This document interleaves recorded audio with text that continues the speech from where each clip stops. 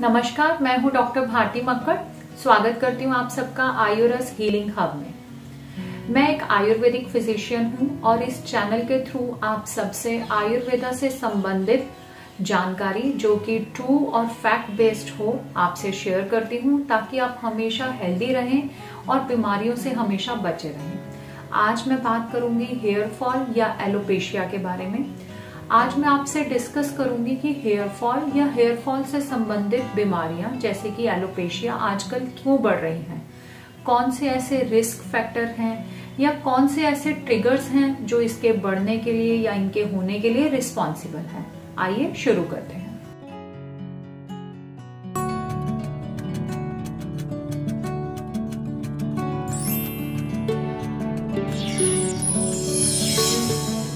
Hair fall या alopecia के बारे में अगर बात करें तो इसके जो कारण हैं या जो इसके ट्रिगर हैं, ये एक मल्टी फैक्टोरियल डिसऑर्डर है, यानी कि इसके बहुत सारे कारण हो सकते हैं। इनमें से जो मैं सबसे पहला नाम लेना चाहूंगी वो है family history, positive family history. अगर आपके परिवार में कोई एलोपेशिया का पेशेंट है या कोई बैल्डनेस का या हेयर फॉल की प्रॉब्लम है, तो ये आने वाली जनरेशन्स में भी देखी जाती है और फैमिली हिस्ट्री का पॉजिटिव होना एक ट्रिगर की तरह काम करता है। तो अगर आपके फैमिली में ऐसे कोई भी मेंबर हैं तो आपको ध्यान रखना चाहिए, अपने हेयर का ख्याल रखना चाहिए और पहले से ही प्रिकॉशंस लेनी चाहिए ताकि आगे चल के आपको ये समस्या ना हो। दूसरा जो मैं मेंशन करना चाहूंगी वो है ऑटो इम्यून डिसफंक्शन।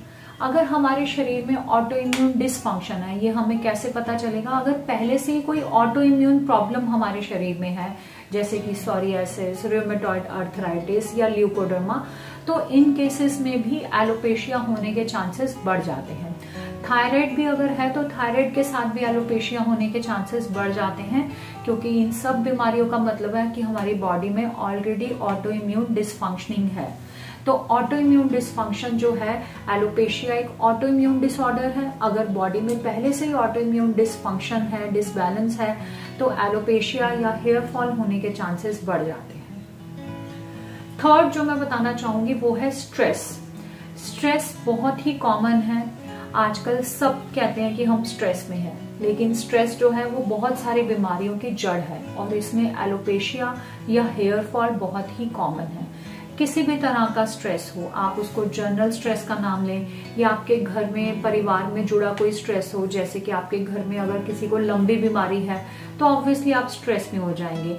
कई बार अपने कैरियर के लिए हम स्ट्रेस में होते हैं, कई बार एग्जाम्स के टाइम के लिए स्ट्रेस में होते हैं, कई बार किसी को फाइनेंशियल प्रॉब्लम्स होते हैं, इसलिए वो स्ट्रेस में रहते हैं। तो किसी भी तरह का स्ट्रेस जो है वो हेयर फॉल के लिए रिस्पॉन्सिबल हो सकता है। इसका मतलब ये नहीं है कि स्ट्रेस जो है वो जरूर होगा तभी हेयर फॉल होगा। स्ट्रेस आपके हेयर फॉल को बढ़ा सकता है, बट जिन लोगों को स्ट्रेस नहीं है उनको और कारणों की वजह से भी हेयर फॉल देखा जाता है। मैं कई बार देखती हूँ कि छोटे छोटे बच्चों को जिनको स्ट्रेस होने के कोई चांसेस नहीं है, या कई बार बहुत पॉजिटिव इंसान से भी मिलती हूँ बट उनको एलोपेशिया की दिक्कत होती है।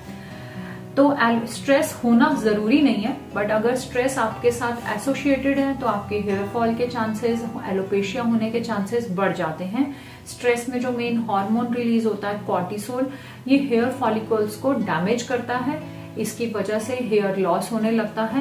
तो स्ट्रेस जो है एक बड़ा रीजन है हेयर फॉल का या हेयर लॉस का। स्ट्रेस को कैसे दूर करें, इसके ऊपर पहले भी मैंने एक वीडियो बनाई है, आप इस वीडियो को जरूर देखें और अगर आपको स्ट्रेस है तो जरूर अपने स्ट्रेस को दूर करें। नेक्स्ट जो मैं फैक्टर बताना चाहूंगी या नेक्स्ट ट्रिगर जो मैं बताना चाहूंगी वो है हार्मोनल डिसबैलेंस।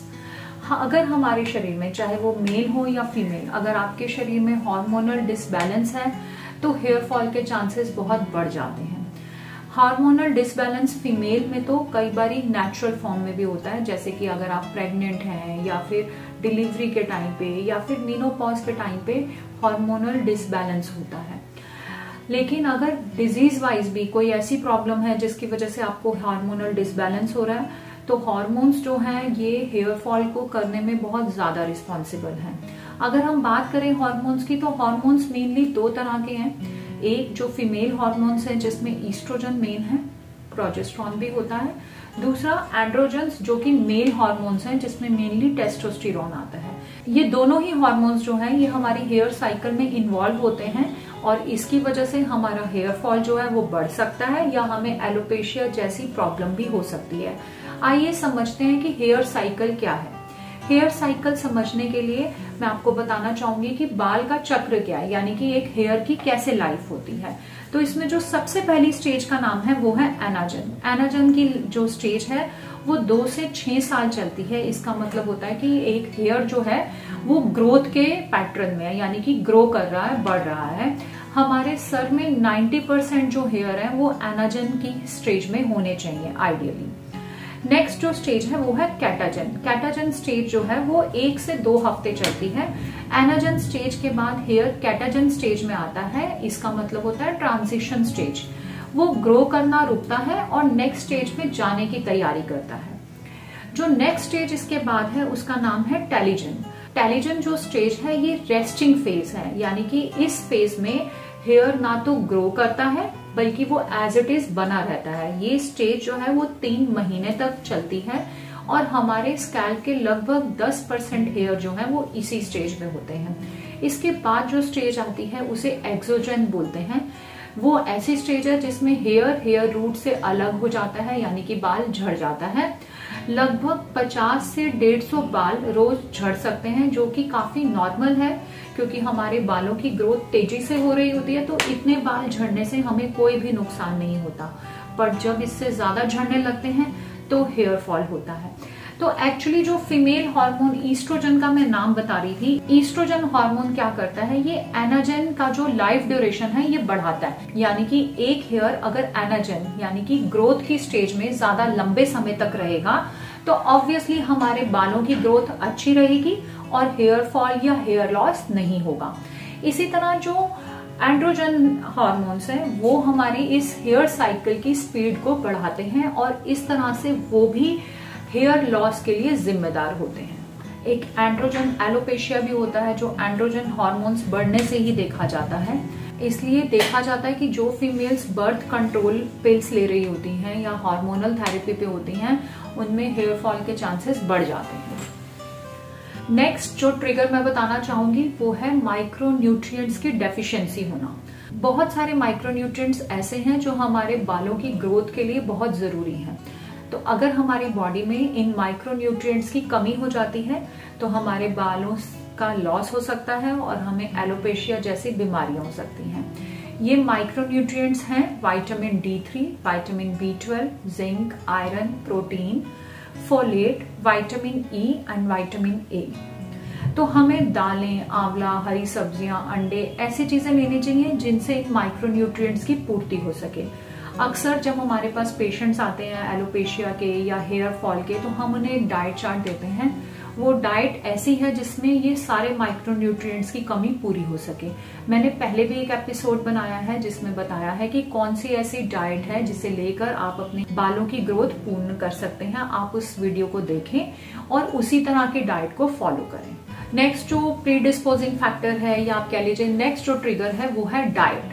अगर आपकी डाइट हेल्दी नहीं है, अगर आप अनहेल्दी डाइट लेते हैं, जंक लेते हैं, ऐसी डाइट लेते हैं जो बहुत ज्यादा तली हुई है, स्पाइसी है, या फिर अगर आयुर्वेद की भाषा में बात करें तो ऐसी डाइट लेते हैं जो पित्त दोष को प्रकोपित करने वाली है, तो ऐसे खाने से बचना चाहिए जो हेयर ग्रोथ को रोके। मैंने पहले इस पर भी एक वीडियो बनाई है, आप इसे जरूर देखें। नेक्स्ट जो फैक्टर मैं बताना चाहूंगी वो है वायरल डिसऑर्डर्स। कुछ सीरियस वायरल इन्फेक्शंस ऐसे हैं जो हेयर फॉल को करते हैं या फिर ऑटो इम्यून डिसऑर्डर्स को बढ़ाते हैं। इनमें सबसे कॉमन है कोरोना वायरस। कोरोना इन्फेक्शन जिन लोगों को भी हुआ है उसके बाद ऐसी रिसर्चेस सामने आई हैं कि हेयर फॉल का जो इंसिडेंट है वो बहुत ज्यादा बढ़ गया है। कुछ रिसर्चेस ऐसे भी हुई हैं जिसमें बताया गया है कि कोरोना इन्फेक्शन से ऑटो इम्यून डिसऑर्डर्स बढ़ने लगे हैं। तो इसलिए भी आजकल देखा जा रहा है कि हेयर फॉल के केसेस या ऑटो इम्यून डिसऑर्डर्स के या एलोपेशिया के केसेस बढ़ रहे हैं। तो इस तरह से आज के वीडियो में हमने समझा कि कौन से ऐसे ट्रिगर्स हैं जो हेयर फॉल को या एलोपेशिया को बढ़ा सकते हैं। आशा करती हूँ कि आज का वीडियो आपको अच्छा लगा। वीडियो अच्छा लगा तो वीडियो को लाइक कीजिए, मेरे चैनल को सब्सक्राइब कीजिए।